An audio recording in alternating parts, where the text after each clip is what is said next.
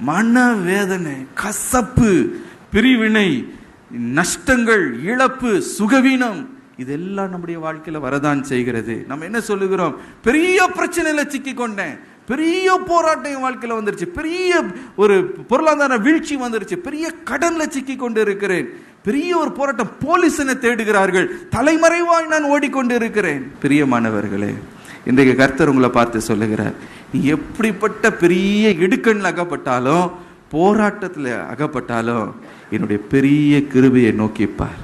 இன்றைக்கு உனக்கு நான் மனம் இறங்கி அற்புதத்தை செய்து, நீ எந்த சிறையிருப்பில் சிக்கி கொண்டு இருக்கிறாயோ, எந்த கண்ணியில சிக்கி கொண்டு இருக்கிறாயோ, அதிலிருந்து நான் உன்னை விடுவிக்க வல்லமை உள்ளவராக இருக்கிறேன். அல்லேலூயா. நீ இழந்து போனதை நீ திருப்பி கொள்ள போகிறாய். நீங்க இன்றைக்கு பொருத்தனை செய்யுங்க.